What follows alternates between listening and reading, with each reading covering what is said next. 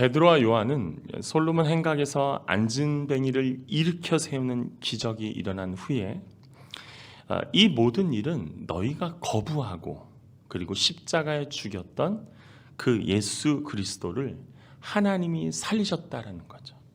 그리고 그 부활하신 그리스도의 이름과 능력과 권세로 말미암아 안진뱅이가 일어나는 일이 발생한 것이다 라고 이렇게 가르쳐 주었습니다.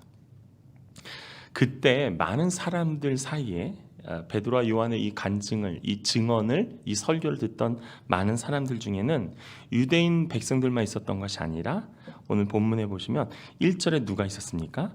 사도들이 백성에게 말할 때에 제사장들과 성전 맡은 자와 사두개인들이 있었습니다. 이게 부류가 보면 이제 세 부류로 나누지 않습니까? 제사장들, 성전 맡은 자, 사두개인들. 근데 이게 다 세 부류인 거가 같지만 사실은 사두개인들의 한 부류로 보셔도 됩니다. 이들이 같이 있을 때 베드로와 요한이 유대 백성에게 예수 그리스도의 부활과 그리스도가 누구신지에 대한 말씀을 전하게 되죠.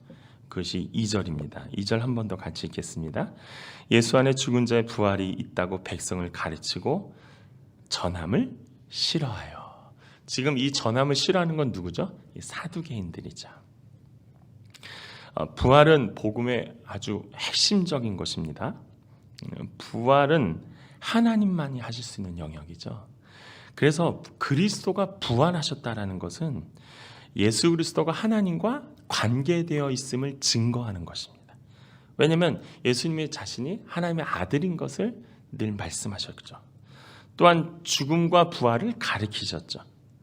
그래서 예수가 전한 그 말씀이 결국 부활을 통해서 그분이 전한 말씀은 참 진리구나를 반증하는 것이 부활입니다.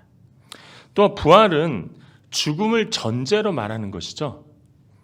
죽었기에 부활이 나올 수 있는 거죠. 왜냐하면 당시도 그렇고 사실 계속적으로 그리스도에 대해서 반박하는 게 뭐냐면 그리스도는 안 죽었다라는 거예요. 어딘가에 숨겨 있다가 다시 나타났다라고 말하기 때문에 그래서 이 부활을 증언하고 증거하는 것이 굉장히 중요했습니다. 그리고 그럼에도 불구하고 아까 말씀드린 대로 그리스도의 부활을 전하는 베드로와 요한을 향해서 사두개인들은 싫어했죠. 왜냐하면 부활이라는 것을 그들은 믿지 않았기 때문입니다. 또한 원래 백성을 가르치는 것은 자신들의 고유의 권한이었습니다. 그런데 지금 그 고유한 권한에 누가 지금 침범한 거예요? 베드로와 요한이 침범한 거죠. 아니 시장 마을의 시장도 다 자신들의 영역이 있는데 어디 감히 자기들의 권한 안에 허락도 안 받고 그리스도란 그분을 부활을 증거하고 그리스도가 누군지를 가르치니까 사두개인들은 화가 날 수밖에 없는 거죠. 여기 말씀에 보면 싫어하다라고 나오는데요. 싫어하다는 번역은 사실은 굉장히 젠틀한 번역입니다. 원어를 보면 심히 화가 나서 어찌할 바 몰라 하는 불안한 증세를 말합니다. 그러니까 분개하는 거죠. 막 얼굴이 울그락불그락 하는 거죠. 그래서 새 번역과 공동 번역에선 격분하다라고 나와 있고요. 현대인의 성경에는 크게 분개하다라고 이렇게 번역하였습니다. 근데 참 신기한 건 사두개인들이 싫어하는 이가 누구죠? 지금 예수죠. 근데 제자들은 좋아하는 게 누구죠? 예수입니다. 그러니까 대상은 똑같은 거예요. 제사장, 사두개인, 성전 맡은 자 이들이 담당했던 게 무엇이죠? 결국엔 그 제사를 집례하고 성전 기구를 관리하고 성전에서 일어나는 모든 일들을 관리, 감독, 지켜낸 일들을 이들이 했습니다. 그럼 이들이 섬겼던, 이들이 맡았던 그 성전의 주인이 누구신 거예요? 그리스도죠. 베드로와 요한은 그럼 무엇을 담당했던 친구들입니까? 자신들의 스승이었던 그리스도가 그 가르치신 하나님 나라의 복음을 전하는 자로 이제 세워진 거죠. 하나님의 부르심을 받은 자들이죠. 그럼 그 자신들이 전하는 그 복음의 주인이 누구죠? 예수 그리스도인 거죠. 그러니까 이 사두개인들은 자신들이 섬기고 사랑하고 지켜내야 할 이 성전의 주인신 예수 그리스도를 십자가에 못 박혀 죽게 하였고, 더 나아가서 예수 그리스도의 제자들을 이제 감옥에 가두는 일까지 합니다. 종교라는 빈 껍데기를 씌우는 종교인이 되면 이렇게 무섭습니다. 진짜 주인, 진짜 왕이 누군지를 모르는 거죠. 1절에 나오는 이 성전 맡은 자들은 대부분 사두개인들이었다고 아까 말씀드렸죠. 대제사장 다음으로 성전에서 두 번째 권위를 갖고 있는 자들입니다. 그러니까 그때 당시로는 굉장히 무시무시한 권위와 권력이었어요. 겟세마네 동산에서 예수 그리스도를 체포했던 자가 누군지 아십니까? 성전 맡은 자들입니다. 사실 사도 바울도 바리새인이자 산헤드린 회원으로서 예수님을 만나기 전까지 뭐 하고 있었죠? 그리스도인들을 잡아 가두는 일을 했었죠. 이렇게 제사장들과 성전 맡은 자 사두개인들의 치부가 사실 사도행전에서 끝나는 얘기인가? 이 시대에는 그런 게 없는가? 교회를 내 마음대로, 내가 배운 대로, 내 의지대로, 내 기준대로, 내 관습과 전통대로 이것이 우리의 교회의 전통이다 라고 재단하는 경우가 사실 있지요. 그런 모습 때문에 사실 많은 다음 세대들이 교회를 떠난 일들을 사실 우리 1세대가 어떤 부분에서는 자초한 부분들이 없지 않아 있습니다. 주님의 몸된 교회를 섬기고 사랑해야 될 내가 그 전통과 노하우 그리고 은과 금의 힘을 빌려서 사도행전 4장 1절에 그리스도를 싫어하는 자 명단에 사실 내 이름은 거기 속하지 않는다라고 누가 호언장담할 수 있겠습니까? 사실 그것뿐입니까? 자신이 주동하여 죽인 예수라는 자에게 유대 백성들의 마음이 지금 어떻게 되고 있죠? 빼앗기고 있죠. 그리고 자신들에게 돌이켜지고 있어요. 성전을 통해 얼마나 많은 돈으로 말미암아 우리 가문이 유지되었으며 내 주머니를 채웠는지 모를 만큼 대대로 성전을 통해서 해먹던 자들입니다. 예수님의 말씀을 잘 생각해 보면 그분의 가르침을 잘 들어보면 성전에서 예배 드릴 필요가 없대요. 여기다 저기다 할 필요가 없대요.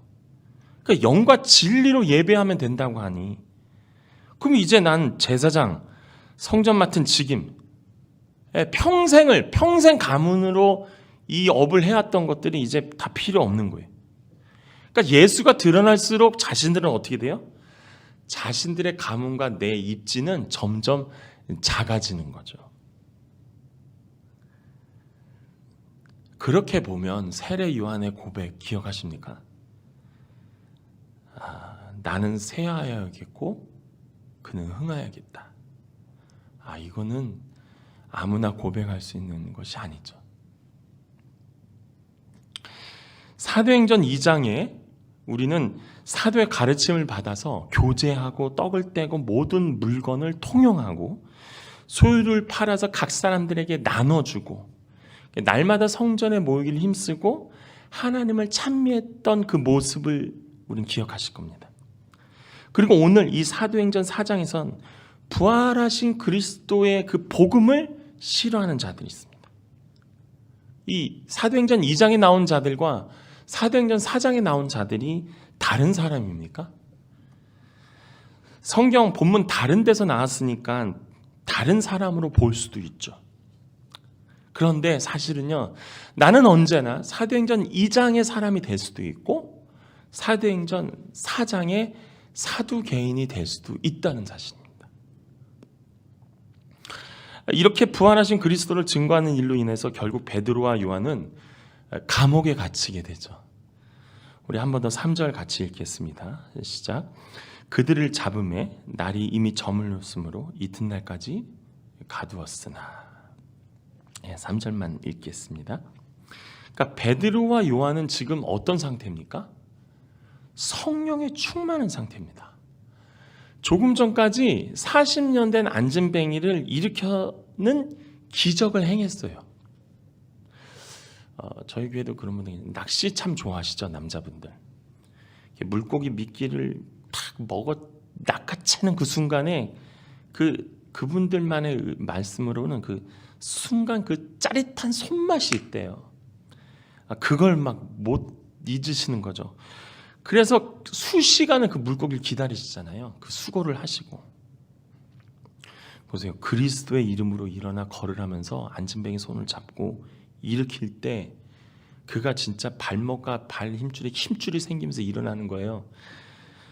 와, 그때 베드로의 그 진짜 성령이 임하는 그 손맛은 어땠을까요? 이건 경외함과 두려움을 가지는 이 동반된 사건이 내 안에서 막 체험되고 있는 거예요. 주님이 나를 통해서 일하시는 게 정말 현장에서 보이는 거죠. 막 그 은혜와 흥분과 감사가 막 넘쳐요. 성령께서 막 나와 함께 하셔갖고 어부잖아요. 근데 막 구약의 말씀이 막 떠올라요. 요엘서의 말씀이 떠오르고 시편 말씀이 막 떠오르고 그리스도의 이름 증거한 것밖에 없는데 막 3,000명이 회심하고 하나님 앞에 돌아오는 일들이 일어나고 그들이 세례를 받는 일이 일어나잖아요. 은혜도 성령의 능력도 거기다가 유대인들에게 칭송받는 일들이 막 절정에 이뤄요. 예수님을 믿고 사는 게 이런 맛이구나. 막 세상을 살아가는 맛을 막 아는 거죠. 평생 고기 잡던 그가. 그런데요, 내 자랑, 내 일도 아니고 사실 그리스도 증거하고 가르친 것뿐인데 감옥에 수감됩니다. 우린 저번 주에 은혜를 주옵소서라는 이번 주죠, 죄송합니다. 우리 이번 주에 은혜를 주옵소서라는 주제를 가지고 신년 특별 새벽 기도를 가졌습니다. 쌓아두신 은혜, 은혜 위에 은혜, 겸손한 자에게 주시는 은혜, 여호와께 은혜를 입은 수많은 말씀을 통해서 큰 은혜를 받았습니다. 그러면 이제부터는 어떻게 되죠? 승승장구가 되는 거죠. 근데 감옥이라뇨? 도리어 코로나에 걸리고 환우분들의 병은 회복되지 않고 사업장은 어렵고 자녀들은 바뀔 기미가 보이지가 않아요. 새해 들어서 막 은혜가 넘친다고 고백하면서 시작했는데 상황은 내 뜻대로 되지 않는 거예요. 모든 것이 하나님의 주권 아래 있다라고 신앙의 고백을 할 수 있지만 그럼에도 지금 상황은 어쩌면 브레이크된 상태인 거죠. 그러나 주님 뭐라 말씀하십니까? 낙심하지 말라고 하시죠. 그래서 하나님은 왜 이렇게 하셨는가에 대한 질문보다는 하나님은 어떤 분이신지를 묵상하는 것이 좋습니다. 그 일에 내가 주목하기보다는 그 상황에 멈춘 것으로 인하여 번민하기보다는 나와 관계를 맺고 계신 하나님, 나의 주인으로서 그리스도가 어떤 분이신지를 인내하고 견디고 소망하면서 묵상하는 거죠. 그럴 때 우리는 주님이 주신 소망으로 다시 일어나실 수 있음을 믿습니다. 그리고 3절과 4절에 보면 그럼에도 불구하고 하나님의 일하심은 4절에서 보니까 계속 진행되는 거예요. 베드로와 요한은 부활하신 그리스도를 전한 것 외에는 없습니다. 거기다가 이들은 감옥에 갇혀있는 상태인 거예요. 그런데 지금 4절에 보니까 남자의 수만 세었을 때 5,000명이나 되는 사람들이 지금 그리스도를 믿는 일이 발생합니다. 그러니까 아이들과 여자들을 합치면 셀 수 없는 무리인 거죠. 여기 3절과 4절에 보면 개역개정에서 다루지 않는 전치사가 있습니다. 그건 뭐냐면 그런데와 그러나입니다. 3절에서는 제자들이 갇혔으나 4절에서는 어떻게 돼요? 남자만 5,000명이 믿는 일이 발생하는 거예요. 그러니까 그런데와 그러나가 빠져서 지금 못 보이는 거지. 그런데 그러나를 통해서 지금 누가 일을 하고 계시다는 거예요? 들었던 자들 안에 무엇이 있는 거예요? 그래서 4절 말씀을 잘 보십시오. 베드로와 요한은 3절에서 갇혀 있으나 갇혀 있음에도 불구하고 4절에서는 지금 누가 일하신다고요? 말씀을 들은 사람 중입니다. 그냥 믿는 게 아니라 말씀을 들은 자 중에 5,000명의 남자가 회심하는 일입니다. 그러니까 히브리서 4장 12절에는 하나님의 말씀은 살아있고 활력이 있고 좌우에 날서 어떤 검보다 예리해서 혼과 영을 관절과 골수를 쪼개 찔린다고 그러시잖아요. 그러니까 무엇이 지금 이 남자 5,000명의 마음과 영혼을 뒤흔드는 거예요? 주님의 말씀이죠. 그러니까 오늘도 하나님이 하십니다. 오늘도 이루십니다. 오늘도 인도하십니다. 그러나 하나님은 다 하시지 않습니다. 기억하십시오.